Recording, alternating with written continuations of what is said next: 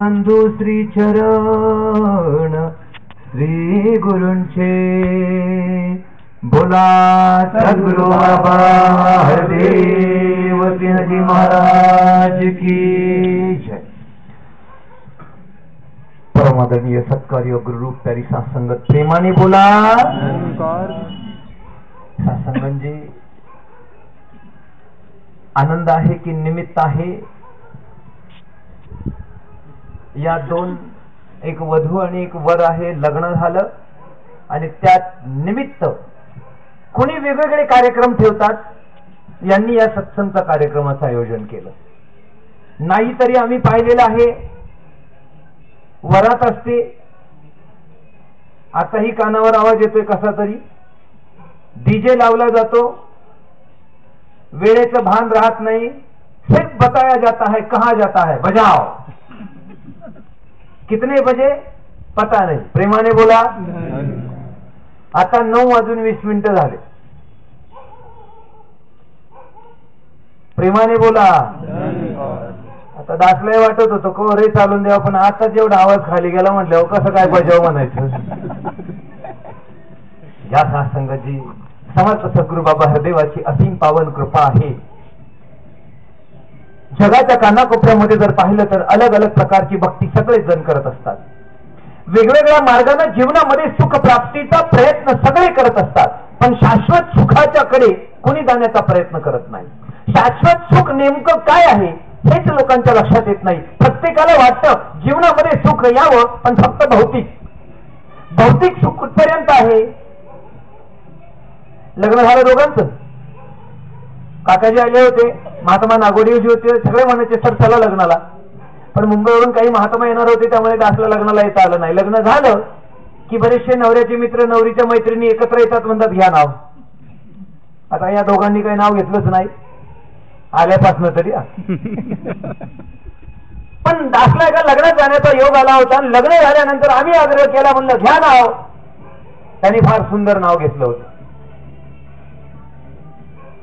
त्या म्हणाल्या चांदीची सायकल तिला सोन्याच्या तारा, चांदीची सायकल तिला सोन्याच्या तारा, योगेशराव बसले सायकलवर मामलेदार घालतो वारा. काय तोड आहे काय संसारातल्या सुखाला? तुम्ही या ठिकाणी बसलात मायबापांनो, कुणी काय विचारलं नाही, कुणी वारा घातलं नाही, आला नॅचरल हवा चाललेला आहे. आपल्याला कधी गरम झालं, घामाच्या दारा फुटल्या, कधी घरातल्या कुणी जरी वारा घातला का? नाही बाबा दमलाय, वारा घालावा जरा, थकलाय. नाही, अरे संसारामध्ये काय सुख आहे? या ठिकाणी 2-2 तास झाले आम्ही सांगतोय अध्यात्मात सुख आहे, अध्यात्मात सुख आहे, अध्यात्मात. मामलेदार वारा घालतो का? काय तर बहिणीला सुख वाटलं असेल. त्या म्हणाल्या चांदीची सायकल सोन्याच्या तारण, रामराव बसले सायकलवर, मामलेदार घालतो वारा. बस झाले सुरुवात, संसार सुरू झाला. काही वर्ष गेली, 60-62 वय झालं, 2 मुलं झाली, त्यांचा संसार सुरू झाला. आजीबाई झाल्या, आणि आजीबाई एका सत्यनारायणाच्या पूजेत आल्या. आजीबाईला आग्रह केला घ्या नाव. आजीबाई म्हणते आता का आमचं बाबा वय राहिलं का, नाव तुम्ही घ्या. नाही म्हणा आजीबाई तुम्ही लय भारी नाव घेता म्हणले, खूप चांगलं नाव घेता, घ्या म्हणले नाव. आजीबाईला आग्रह झाला. त्या आजीबाईंनी लग्नात नाव घेतलं होतं चांदीची सायकल सोन्याच्या तारा, रामराव बसले सायकलवर, मामलेदार घालतो वारा. 2 मुलं झाली, 7 वर्षाची आजी झाली. आणि ज्या वेळेला नाव घ्यायचा आग्रह केला तेव्हा आजी म्हणते पडका पडका वाडा, त्याची मोठी मोठी लाकडं, पडका पडका वाडा, त्याची मोठी मोठी लाकडं, रामराव राहतात थोरल्याकडं, मी राहते दाखल्याकडं. प्रेमाने बोला. कुठे चांदीची सायकल सोन्याच्या तारा, मामलेदाराचा वारा कुठे गेला? युगानुयुगे साधू संत महात्माने तो आवाज दिला. संसारामध्ये ना सुख पहिलं कोणाला मिळालं, ना आज मिळतंय, ना पुढे मिळणार आहे. मग शाश्वत सुख कशात आहे? ज्या वेळेला माझ्या जीवनामध्ये हा प्रश्न पडेल मी कोण, ज्या दिवशी हा प्रश्न माझ्या मनामध्ये येईल त्यावेळेला शाश्वत सुखाकडे माझं एक पाऊल पडेल. मग मी कोण हा प्रश्न पडला की मला काय करावं लागेल? बाप्पांनो मला पहिलं आत्मनिरीक्षण करावं लागेल. मग आत्मनिरीक्षण म्हणजे काय?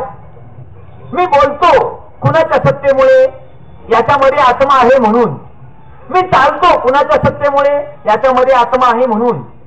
मग हा आत्मा या शरीरामध्ये येण्याच्या आधी कुठे होता आणि या शरीरातनं गेल्यानंतर जाणार कुठे, आत्मनिरीक्षण. मग आत्मनिरीक्षण एकदा लक्षात आलं की माझा आत्मा या शरीराच्या आधी पण कुठेतरी होता, मत प्रयासानं पुण्यानं मनुष्याचा जन्म मिळाला, याच्यामध्ये तो आत्मा आहे. मग इथनं निघाल्यावर कुठे जाणार, याचं उत्तर कळत नाही. आत्मनिरीक्षण झालं, आत्म्याचं महत्व लक्षात आलं, मग काय करावं लागेल, मग करावं लागेल ग्रंथ निरीक्षण. मग याचं उत्तर मला संसारात मिळणार नाही, मला ग्रंथांमध्ये मिळेल. मग मला ग्रंथ निरीक्षण करावं लागेल, असे ग्रंथ वाचावे लागतील की ज्याच्यामुळे मला हा प्रश्न पडलेला आहे, या शरीरामध्ये येण्याच्या आधी आत्मा कुठे होता, याच्यातनं निघाल्यानंतर जाणार कुठे, याचं उत्तर मला ग्रंथात मिळेल. मी ग्रंथ वाचले की मग माझ्या लक्षात येणार आहे. मला कुणीतरी असा साधू, मला कुणीतरी असा संत, मला असा कुणीतरी पूर्ण सद्गुरू शोधावा लागेल. मी त्याच्या चरणावरती गेल्यानंतर मला या प्रश्नाची उत्तर मिळणार आहेत. मग आत्मनिरीक्षण झालं, ग्रंथ निरीक्षण झालं, आता संत निरीक्षण. मग संत निरीक्षण, मग ज्या वेळेला मी कुठेतरी संत असं शोधेल, साधू असा शोधेल की ज्याच्या चरणावरती गेल्यानंतर, ज्याला शरण गेल्यानंतर मला या प्रश्नांची उत्तर मिळणार आहे. आत्मनिरीक्षण, ग्रंथ निरीक्षण, संत निरीक्षण. आणि मग मायबापांनो, ज्या वेळेला संतांकडे गेल्यानंतर ते संत मला सांगतील की बाबा असा या जीवनामध्ये, या जगामध्ये पूर्ण सद्गुरू लागतो की ज्याच्याकडनं आत्मा आणि परमात्म्याची ओळख झाली की याच्यातनं निघालेला जो आत्मा आहे तो त्या परमात्म्यात जाणार आहे. मग साधन निरीक्षण, मग साधन कोणतं, सद्गुरू. मग ज्या वेळेला सद्गुरू रूपी साधन मला मिळेल, ज्या वेळेला सद्गुरूकडनं आत्मा परमात्म्याची भेटी होईल, त्यावेळेला माझं जीवन सुखपूर्ण किंवा शाश्वत सुखाच्याकडे वाटचाल करेल. आणि मग ही वाटचाल आज संपूर्ण जगामध्ये समर्थ सद्गुरू बाबा हरदेव सिंह महाराज सुमा आम्हाला करून देतात. आणि मग हीच वाटचाल, हे ब्रह्मज्ञान आज महात्मा योगीजींच्या जीवनामध्ये आलं. आणि म्हणून त्यांनी हा प्रयास केला की चलो कोई बात नाही आहे, काय हरकत नाही आहे की मला जरी माझी पत्नी नॉन निरंकारी असेल, त्यांनी ज्ञान घेतलेलं नसेल, त्यांना माहीत नसेल, त्याही निरंकारी होतील. आणि त्या निरंकारी झाल्यानंतर त्या योगे आणखीन एक परिवार जोडला जाईल, योगीजींनी साधलेला योगायोग. त्याही निरंकारी होतील आणि त्यांच्याकडनं आणखीन एक परिवार निरंकारी होईल. जे सुख, शाश्वत सुख माझ्या जीवनामध्ये मिळालेलं आहे ते त्याही परिवाराला मिळेल, ज्यांच्याकडनं अजून कितीतरी महात्मा जोडले जातील. आणि म्हणून माय बापो, खरोखर भाग्यवंत आहे महात्मा की कुठेतरी असे वेगवेगळ्या प्रकारचे जे भ्रामक कल्पना आहे त्याच्यामध्ये फसलेले लोक आहेत, ज्या रूढी परंपरा मागून आल्या पुढे चालवल्या. त्यांनी त्यांना चालवता जे ज्ञान मला गुरुने दिलेलं आहे, जी शिकवण मला गुरुने दिलेली आहे तीच पुढे चालवायची. आम्ही परंपरा तोडायला तयारच होत नाही.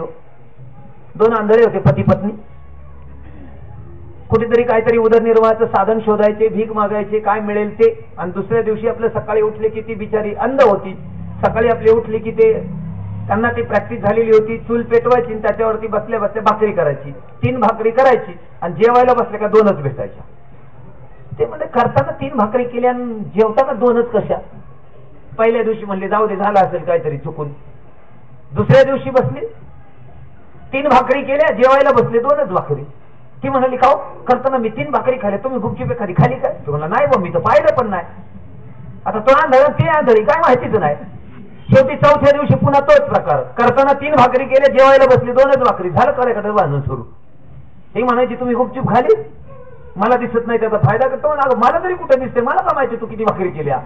जोराचं भांडण, 15 दिवस भांडण चाललं. करताना भाकरी 3, जेवताना भाकरी 2. हे भांडण ऐकलं शेजारी जाणाऱ्या एका माणसानं, त्यांच्या शेजारी राहणारा. तो म्हणाला अरे का भांडताय.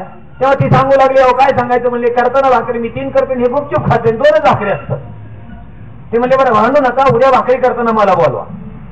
म्हणलं ठीक आहे. भाकरीला बसल्यानंतर त्याला बोलवलं. बसल्यानंतर भाकरी केल्या 3 भाकरी बनून झाल्या आणि हळूच एक कुत्र आलं आणि एक भाकरी घेऊन गेलं. मग ते जे दोळस माणूस शेजारचा होता त्याने सांगितलं बाबांनो तुम्ही भांडू नका, दोष तुमच्या दोघांचा नाही. करताना भाकरी तुम्ही 3च करता, पण भाकरी करून झाल्या का एक कुत्र येतंय गुपचूप एक भाकरी घेऊन जातंय. बर म्हणले, ठीक आहे, काय हरकत नाही. कारण कळलं. मग आता ज्या वेळेला ती पत्नी भाकरी करायला बसायची त्यावेळेला तो अंधा, तिचा पती जो होता अंध, तो काठी घ्यायचा, दरवाज्यात बसायचा आणि आपटत बसायचा, ठक ठक ठक. कुत्र्याला वाटलं आता आपलं काम संपलं, आपण येऊ शकत नाही. बस 3 भाकरी करायच्या, 3 खायला मिळायच्या, संसार सुरू झाला. करता करता एक मुलगा झाला, हे म्हातारे झाले, मुलाचा संसार सुरू झाला. जो जन्माला येतो तो मरतो. त्याचे दोघे आई वडील कालवश झाले, निघून गेले. तो कुठेतरी कामाला गेला होता, त्याच्या बायकोनी भाकरी वगैरे करून तयार. तो म्हणला, आला जेवायला बसले, मला भाकरी झाले. म्हणलं हो. बायकोन म्हणलं, तुला कळत कसं नाही, भाकरी करायला बसली की मला बोलवत जा. म्हणजे कारण काय, तुला बाकीचं घेणं काय. म्हणले मला बोलवत जा.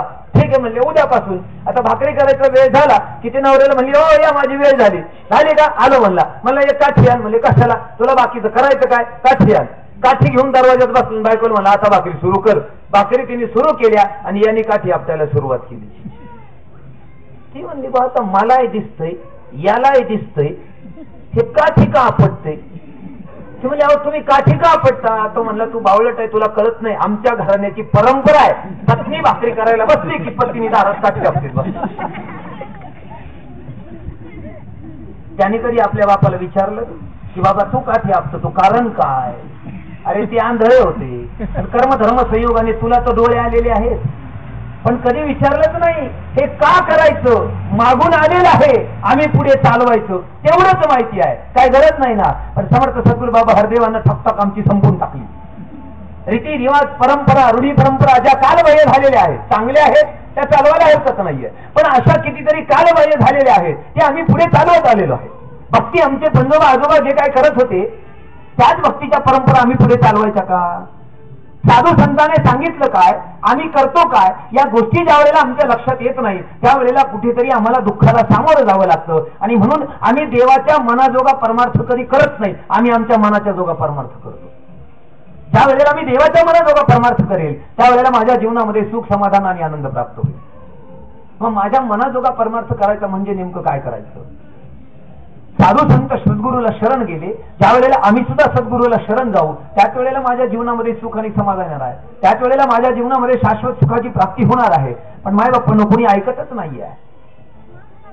त्यांना प्रत्येकाला असं वाटतं की जर मी ही रूढी परंपरा तोडून जर आलो बाजूला तर यांच्यासारखं करायला लागलो तर देव माझं काहीतरी करील. काहीतरी करेल म्हणजे काय करेल.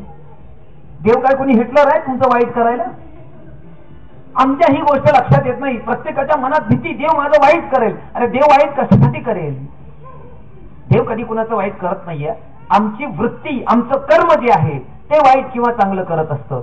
म्हणून माय बापूंनो, ज्या वेळेला एकदा या प्रश्नांची उत्तर मला मिळाली ना, मी कोण, मनुष्याचा जन्म मला कशासाठी, माझ्या जीवनामध्ये दुःखाचा लवलेश राहत नाही, सुखाची प्राप्तीच माझ्या जीवनामध्ये होते. आणि ती सुखाची प्राप्ती आज समर्थ सद्गुरू बाबा हरदेवचे महाराज एक ब्रह्मज्ञान देऊन तुम्हाला मला जागृत करण्याचा प्रयत्न करत आहे. आता या गोष्टी सांगत असताना त्याला सांगितलं की ज्या ज्ञानेश्वर माऊलींनी जी भक्ती केली, समर्थ सद्गुरू निवृत्तनाथांकडनं ज्ञान घेतलं, ज्यांना जगद्गुरू म्हणून संबोधलं जातं, तुकाराम महाराजांनी बाबाजी चैतन्यांकडनं ज्ञान घेतलं, जे संत नामदेव जी आहेत, जे विसोबा चाटी त्या 4 भावंडांना निवृत्ती ज्ञानदेव सोपान मुक्ताबाईला ज्यांनी एवढा त्रास दिला, त्या विसोबा चाटीला मुक्ताईनं ज्ञान दिलं, हे ब्रह्मज्ञान दिलं. आणि तोच विसोबा चाटी नंतर औरंगाबाद या ठिकाणी विसोबा खेचर म्हणून उदयास आला आणि संत नामदेवाला हे ब्रह्मज्ञान दिलं. आणि मग त्यांचं जीवन जे आहे ते सुखपूर्ण झालं, आनंदी झालं. आज पूर्ण जगामध्ये संत निरंकारी बाबा ज्या नावानं ज्यांना ओळखलं जातं, समर्थ सद्गुरू हरदेव सिंहजी महाराजांचं नाव आहे, ते ही ब्रह्मविद्या देतात, हे ब्रह्मज्ञान देतात. त्यांना मला सांगितलं, बाबा नुसती वटवट करू नको.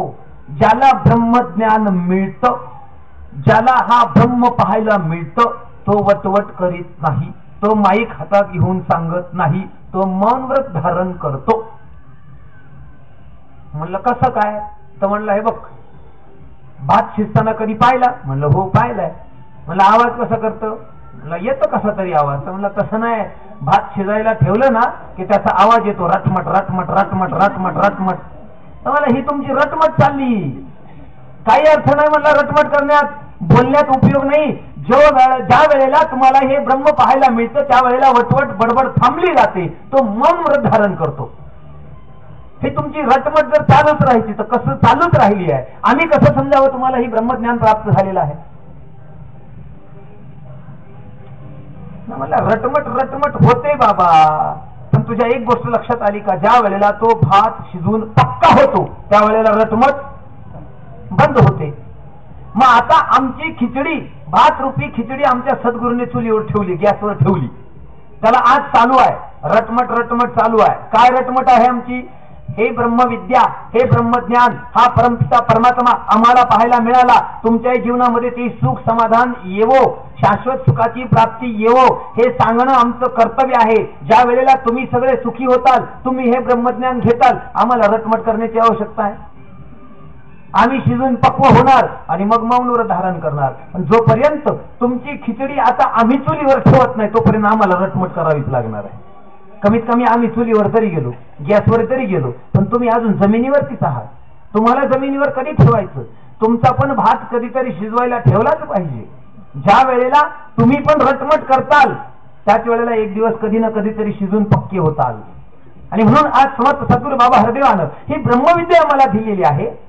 पण सांगण्याचा तुम्हाला प्रयास आहे की आमच्या जीवनात हे ब्रह्म आलेलं आहे, तुमच्याही जीवनामध्ये हे ब्रह्मज्ञान येवो. आणि ज्या वेळेला हे ब्रह्मज्ञान तुमच्या जीवनामध्ये येईल त्यावेळेला तुमचंही जीवन सुखपूर्ण होईल, आनंदपूर्ण होईल. आणि जीवनामध्ये शाश्वत सुख काय आहे? पण होतं काय, प्रत्येकाला असं वाटतं की नाही आम्ही भक्ती करतो ती आम्हाला काय सांगण्याची आवश्यकता नाही आहे, आम्ही जे करतो त्यांना आम्हाला सुख मिळतं, तुम्ही जे करता तुम्ही करा, आम्ही आमचे आपले सुखी आहोत. पण मायबापांनो हा विचार आम्ही करत नाहीये. साधू संतांनी सांगितलं देह ही पंढरी, आत्मा पांडुरंग. देहाला पंढरी समजायची आणि आत्म्याला पांडुरंग समजायचं. पण आम्ही काय केलं, देह घेतला आणि चाल पंढरपूरला, देह घेतला आणि चाल पंढरपूरला. पण पंढरपूरला गेलं हरकत नाही, पण किती वेळा?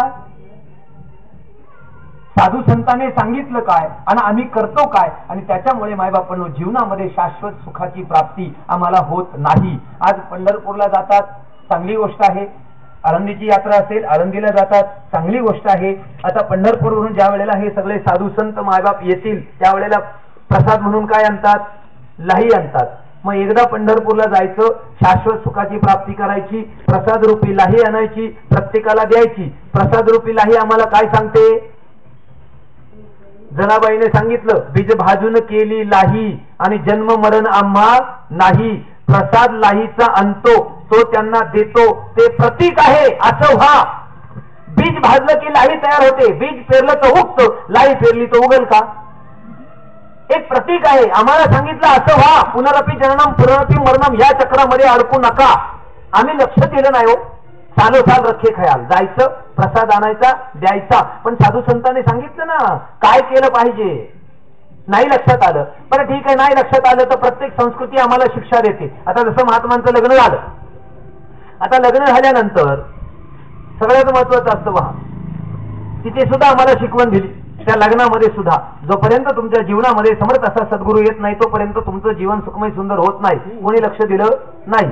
आम्ही लग्नाला उभं राहिलं, हात जोडायला सांगितले, अंतरपाठ धरला, मंगलाष्टक सुरू झाली, 1 2 3 4 आलं 5वं मंगलाष्टक. नाही 5व्यात भागलं, 1 2 3 4 5 6 आलं 7वं. नाही 7व्यात भागलं तर 9वं. 5वं 7वं 9वं मंगलाष्टक. शेवटी कोणी किती कशी म्हणू द्या, शेवटचं मंगलाष्टक एकच. आता सावध सावधान समयो संपूर्ण आली भरून, भावे सद्गुरुचे पदांबुज धरा, चित्ती स्मरा आदरे. महाराज ऐकलं का? तुम्हाला वाटेल लग्न सुरू झालं काय? कोणी कोणती मंगलाष्टक म्हणू द्या, शेवटचं मंगलाष्टक हेच, भावे सद्गुरुचे पदांबुज धरा, चित्ती स्मरा आदरे. कोण ऐकतो? नवरा नवरीच्या नादात, नवरी नवऱ्याच्या नादात, वराडी खायच्या नादात, मी ब्राह्मण वरडून. कोण लक्ष देतो?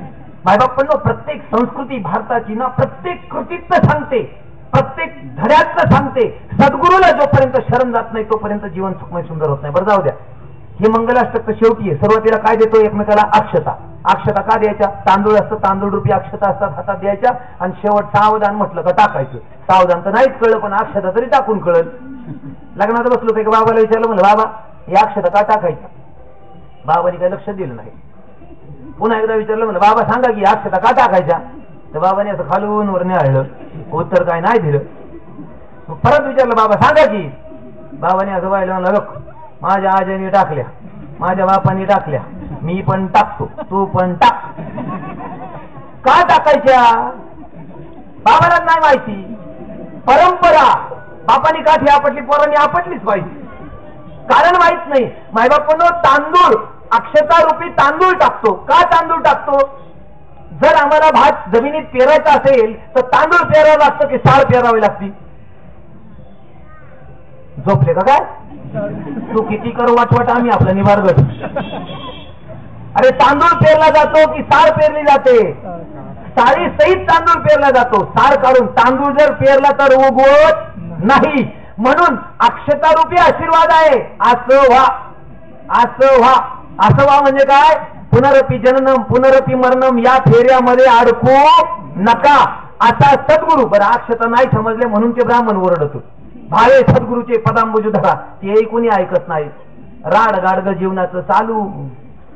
अरे या संसारामध्ये किती जरी तुम्ही प्रयत्न केला तरी शाश्वत सुखाची प्राप्ती नाही. आणि म्हणून युगानुयुगे साधू संतांनी आवाज दिला, तोच आवाज संपूर्ण जगतामध्ये समर्थ सद्गुरू बाबा हरदेवसे महाराज देत आहेत. जी ब्रह्मविद्या त्या साधू संतांनी पाहिली तीच ब्रह्मविद्या आज आमचे बाबा हरदेवसे महाराज देत आहेत.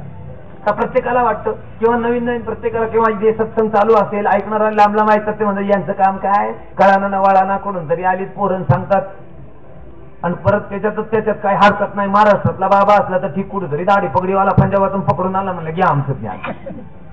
दाढी पगडीवाला कशासाठी पाहिजे? तुम्हाला इथे महाराष्ट्राला कोणी माणूस मिळाला नाही का? मायबापांनो आम्हाला आजारपणामध्ये डॉक्टर कोणताही चालतो, शाळेत गेला तर शिक्षक कोणताही चालतो. मग अध्यात्माच्या क्षेत्रामध्ये आल्यानंतर कुठेतरी माझा इगो जागृत का होतो?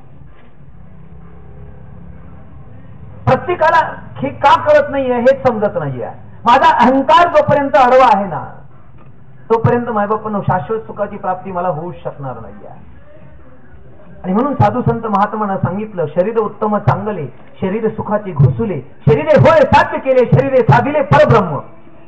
मनुष्य देह मिळालेला आहे तो उत्तम आहे, तो पवित्र आहे. पण कधी शरीर मिळालेलं आहे याचा उपयोग जर तुम्ही ही ब्रह्मविद्या, हे ब्रह्मज्ञान घेण्यासाठी केला तर नाही, तर मग शरीर हे वाईटही आहे. शरीर रोगाचे भांडार, शरीर दुर्गंधीशी ताड, शरीर दुःखाचे कोठार नाही अपवित्र शरीर आहे ते. शरीर चांगलंही आहे आणि शरीर अपवित्रही आहे. चांगलं तेव्हा आहे जेव्हा तुम्ही या शरीराचा उपयोग ब्रह्मविद्या घेण्यासाठी कराल.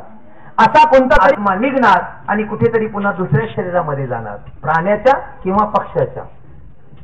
मग मायबापांनो मनुष्य शरीरामध्ये येण्याआधी सुद्धा आम्ही प्राणी किंवा पक्षी होतो. महत् प्रयासानं महत् पुण्याईनं हा मनुष्याचा जन्म मिळाला आणि पुन्हा जर मला त्याच प्राण्याच्या किंवा पक्षाच्या जीवामध्ये जायचं असेल तर मनुष्य जन्म मिळून सुद्धा मी काय केलं? बरं पुन्हा असा प्रश्न पडतो लोकांना, असा कुठे मंत्र असतो तुही निरंकार मैत्री शरण हन मैनू बक्षलो? तुम्ही विचार करा, पहिला ज्या वेळेला ही युग निर्माण झाला असं म्हणतात की त्या वेळेला मंत्र होता ओम नमः शिवाय, ओम नमः शिवाय, ओम नमः शिवाय. घेतलं नाम. त्या युगामध्ये जो सद्गुरू होता त्याला हे सद्गुरू शरण गेले आणि शरण गेल्यानंतर हे नाम मिळालं ओम नमः शिवाय. नंतर एक ऋषी मुनी जपी तपी असा महात्मा आला, त्यानं नाम घ्यायला सुरुवात केली, भजमन नारायण नारायण नारायण. लोक म्हणायला लागले पागल आहे यार, कुठून आला माहिती नाही. ओम नमः शिवाय हा मंत्र आहे, ओम नमः शिवाय घेतल्याने आमची कामं होतात. नारायण मंत्र कुठून आणला? त्यानं सांगितलं बाबा ओम नमः शिवाय हा मंत्र होता, हे खरं आहे, हे सत्य आहे, पण तो त्या युगातला होता, त्या युगातल्या सद्गुरूने दिलेला होता. आजच्या युगामध्ये माझे समर्थ सद्गुरू त्यांनी मला मंत्र दिला भजवन नारायण नारायण नारायण. नारद मुनी जाणते हम, माहिती आम्हाला. त्यांनी समजून सांगितलं त्या युगातल्या लोकांना. त्रास झाला त्यांना, ओम नमः शिवाय मंत्र हा होता, त्यांना आमचं काम होत होतं. याने काय नारायण नारायण मंत्र आणलेला आहे, कसं घेणार आम्ही, कसा विश्वास ठेवणार आम्ही? मायबापांना त्रास जरूर होतो, पण म्हटलं जातं ना होतो त्रास पण इलाज हमखास. नारद मुनींनी सांगण्याचं सोडलं नाही. आणि मग हळूहळू लोकांच्या ते अंगवळणी पडलं, नारायण नारायण नारायण. आता विचार करा, ओम नमः शिवाय मंत्र होता, नारद मुनी नारायण नारायण म्हणत होते, पण वाल्ल्या कोळ्याला मंत्र देताना मात्र राम नावाचा मंत्र दिला. त्यावेळी लोक म्हणाले, नारायण नारायण म्हणल्यानंतर आमची कामं होतात, राम नाम कुठून आणलं? पण मायबापांनो, ज्या वेळेला राम नाम चाललं त्यावेळेला ओम नमः शिवाय विसरून गेले, नारायण नारायण विसरून गेले, राम नामाचा जप सुरू केला. नंतर कृष्णावतार झाला, ओम नमः वासुदेवाय नमः. राम नाम मागे पडत गेलं, वासुदेवाय नमः वासुदेवाय नमः. लोक स्वीकार करायला तयार नव्हते, पण जसं जसं अंगवळणी पडत गेलं तसं तसं ते नाम जे होतं त्या युगातलं ते मागे पडत गेलं. तुकाराम महाराजांचा जन्म झाला, त्यांच्या जीवनामध्ये समर्थ सद्गुरू बाबाजी चैतन्य महाराज आले, रामकृष्ण हरी नावाचा मंत्र दिला. मायबापांनो, तो मंत्र त्यांनी घेतला. मग ज्या वेळेला ओम नमः शिवाय मंत्र होता, नारायण मंत्र आल्यानंतर नारद मुनीला लोकांनी म्हटलं, अरे ओम नमः शिवाय मंत्र आहे, नारायण म्हटल्याने आमची कामं होतील? ते म्हणाले, होतील. अनुभव घेऊन पहा, सद्गुरूला शरण जाऊन पहा. समयाचा जो सद्गुरू आहे त्याला शरण गेलं, त्या काळातलं नाम घेतलं, जीवनाचा उद्धार होतो. ओम नमः शिवाय झालं, नारायण नारायण झालं, राम नामाचा झाला, वासुदेवाय नामा झाला, रामकृष्ण हरी झाला. आता या युगाला तोही निरंकार आहे. घेऊन पहा, जीवनामध्ये जर तुझ्या शाश्वत सुखाची प्राप्ती नाही झाली, सोडून दे, बंधन थोडं आहे. पण मायबापांना येऊन तर पहा, घेऊन तर पहा, अनुभूती येईल. आणि अनुभूती आली तर घ्या, नाही अनुभवत, नाही अनुभूती आली सोडून द्या. पण युगानुयुगे साधू संत महात्मानं जे सांगितलं, जोपर्यंत तुम्ही ते स्वीकार करत नाही, शाश्वत सुख नाही. मग संसारामध्ये आहे ते सोन्याच्या तारा, तहसीलदाराचा वारा आणि शेवटी पडका वाडा लाकडच. दुसरं जीवनामध्ये काही मिळणार नाही. जे पूर्वजांनी त्यांच्या जीवनामध्ये प्राप्त केलं दुःख. संसारामध्ये शाश्वत सुख पहिलं नव्हतं, आता नाही, पुढे नाही. शाश्वत सुखाची प्राप्ती आहे ब्रह्मज्ञानाचा ठेवा प्राप्त करण्यामध्ये. आणि तेच ब्रह्मज्ञान आज समर्थ सद्गुरू बाबा हरदेव सिंह महाराज संपूर्ण जगतामध्ये तुम्ही आम्हाला देत आहेत. मग जर संपूर्ण जगतामध्ये ही ब्रह्मविद्या दिली जाते आहे, मी मागे का राहावं, मी मागे का राहावं? आणि म्हणून बाय बापा, पण प्रत्येकाच्या नशिबामध्ये नाहीये. जसं दास नेहमी सांगतो, टोपी बनाई खादी की पहनने वाले हजार, टोपी बनाई खादी की पहनने वाले हजार, टोपी बेचारी क्या करे पेट में काला बाजार. कारण ते कपाळ ज्याचे नाम नये वाचे. जर पूर्व सुकृताची पाप असतील तर ती पाप मला ईश्वराचं नाम घेऊ देत नाही. मग ते पूर्व सुकृत जे केलेलं आहे ते दूर कशाने होईल? ज्या वेळेला साधू संत सांगत असतात त्यावेळेला त्यांचा आवाज माझ्या कानावरती येतो, त्यावेळेला प्रयत्न करून परमात्म्याचं नाम घ्यावं लागतं. तुकाराम महाराजांनी सांगितलं, याजसाठी केला अट्टहास आणि शेवटचा दिवस गोड व्हावा. तुकाराम महाराजांना त्यांच्या जीवनात अट्टहास करावा लागला. तुमच्या आमच्या सारख्याची काय कथा आहे? ज्यांना जगद्गुरु म्हणून म्हटलं जातं त्यांनी म्हणावं, याजसाठी केला अट्टहास. जर त्यांना अट्टहास करावा लागत असेल तर तुमची आमची कथा काय आहे? किती प्रयत्न करावा लागेल, किती प्रयत्न करावा लागेल. पण मायबापांनो, आम्ही त्याच्याकडे लक्ष देत नाही. आम्ही फक्त एखादा गेला खांद्यावर उचललं की म्हणतो, आता जातो आमच्या गाव. कोणतं गाव? कधी जाणलं, कधी पाहिलं? जोपर्यंत तुम्ही जाणत नाही, जोपर्यंत तुम्ही पाहत नाही, तोपर्यंत गाऊन उपयोग होणार नाही. गायल्यानंतर मायबापांना तो पाहावा लागतो, तो जाणावा लागतो, आणि त्याच्यासाठी समर्थ असा सद्गुरू आमच्या जीवनामध्ये यावा लागतो. आणि आज या पृथ्वी तलावरती समर्थ सद्गुरू बाबा हरदेव सिंहजी महाराज ही ब्रह्मविद्या तुम्हाला देत आहे. आणि जेव्हा तुम्ही ही ब्रह्मविद्या घेणार आहात त्याच वेळेला जीवन सुखमय आणि सुंदर होणार आहे. अन्यथा मायबापांनो, किती जरी आम्ही प्रयत्न केला, कितीही आणि कोणत्याही प्रकारची जरी भक्ती केली, साध्या भाषेमध्ये साधू संतांनी सांगितलं, योग याग विधी येणे नोहे सिद्धी, वायाची उपाधी दंबन धर्म फक्त अहंकार. तुकाराम महाराजांनी साध्या सोप्या भाषेत सांगितलं, हित व्हावे तरी दंभ दुरी ठेवा. कशात हित आहे, कशात हित आहे? औषधाची गरज आहे पण आवड नाही, म्हणजे आजारी आहे त्याला गरज आहे पण औषधाची आवड नाही. आजार बरा होईल? नाही बरा होणार आहे. औषध घेतलं तरच आजार बरा होणार आहे. मग माझं हित व्हावं जर वाटत असेल ना, तर दंभ, दंभ म्हणजे काय? मी जे नाही ते दाखवण्याचा प्रयत्न करतो, त्याला म्हणतात दंभ. परमार्थामध्ये दंभ म्हणजे अहंकार नाही. जे नाही ते दाखवणं. जसं बाबाजी नेहमी म्हणतात, हात सुमरनी बगल कुतरनी कैसे चल दियो चाला, लोगों को भाए भक्ती कमाए साहेब की मुख काला. लोकांना दाखवण्यासाठी जर मी भक्ती करत असेल तर ठीक आहे, लोक म्हणतील काय मोठा भक्त आहे. पण मायबापांनो, ज्या देवाची मी भक्ती करतोय तो सर्वज्ञ आहे, तो अंतर्यामी आहे, त्याच्या दरबारात तर माझं तोंड काळच राहील. मग लोकांना दाखवण्यासाठी मी भक्ती करण्यात काय मजा आहे. म्हणून देवाच्या मनाजोगा परमार्थ केला पाहिजे, माझ्या मनाजोगा परमार्थ करण्यात काही अर्थ नाही. मग आता विचार करा, जर मला तसं करायचंय तर काही काही लोक म्हणतात नको मला ते आल्यानंतर लय लाज वाटते. काय लाजण्याची कारण आहे हो? जर जीवनाचा उद्धार होत असेल, 7 पिढ्यांचा उद्धार होत असेल, तो उद्धार करण्यासाठी सत्संगमध्ये येण्यासाठी सुद्धा लाज वाटावी. मग थिएटरमध्ये नाचायला लाज नाही वाटत, तिथे टोप्या उडवायला लाज नाही वाटत. पण मायबापांनो, अध्यात्म म्हटलं की मग मात्र मला कुठेतरी माझी लाज अडवी येते, कुठेतरी माझं प्रेस्टीज अडवं येतं. मग जर प्रेस्टीज, माझी प्रतिष्ठा, माझं पद जर आडवं येत असेल तर संत मीराबाईंनी कशासाठी भक्ती करायला पाहिजे होती, जी एक राजाची राजकन्या होती, नंतर राजाची एक राणी होती. संत एकनाथ महाराज लौकिक आणि अलौकिक दोन्ही दृष्टीने श्रीमंत होते, संपत्ती पण अफाट होती. लौकिक दृष्टीने श्रीमंत आणि अलौकिक दृष्टीने पण अजरामर. तुकाराम महाराजांनी तर एवढी अलौकिक इस्टेट होती ती वाटून टाकली, लौकिक इस्टेट वाटून टाकली, अलौकिकाच्या मागे लागले. आम्हाला आमचं पद, आमचा अहंकार आडवा येतो. मायबापांना, जोपर्यंत माझ्यातला अहम जो आहे ना, मी, मला आणि माझं, या 3 गोष्टी जर मी त्यागल्या तर जीवनात फक्त सुखच. पण या 3 गोष्टी जर मी पकडून ठेवल्या तर मात्र जीवनामध्ये शाश्वत सुखाची प्राप्ती मला कधीच होणार नाही आहे. की शाश्वत सुखाची प्राप्ती आज या महात्मांना झाली. या सोनोने परिवारानं या कार्यक्रमाचं जे आयोजन केलेलं आहे ते याचसाठी की जीवनामध्ये आमच्या सुख प्राप्त झालेलं आहे ते तुमच्या, आमच्या किंवा या आसपासच्याही लोकांच्या जीवनामध्ये यावं. बस साधू संतांची मांदेली या ठिकाणी यावी, त्यांचे चरण या घराला लागावे.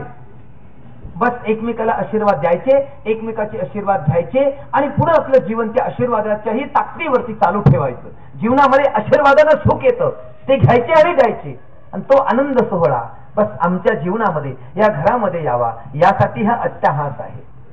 हे कुणाला दाखवण्यासाठी नाही आहे, हे कुणाच्या तरी साठी नाही आहे. प्रत्येकाच्या जीवनामध्ये शाश्वत सुख यावं हा अट्टहास या साधू संतांचा आहे. आता प्रत्येकानं आशीर्वाद दिला, जे जे या ठिकाणी आले त्या प्रत्येकानं आशीर्वाद दिला. हे जे नववधू आणि वर आहे, बस यांच्या जीवनामध्ये मनातल्या ज्या इच्छा आहेत त्या पूर्ण व्हाव्यात आणि सद्गुरु चरणावरती त्यांचं संपूर्ण आयुष्य जावं.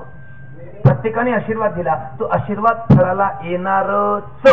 कारण च खूप महत्वाचं आहे, कारण सकारात्मक शब्द ही खूप महत्वाचे आहे. त्यांचं जीवन सुखमय आनंदमय होणारच.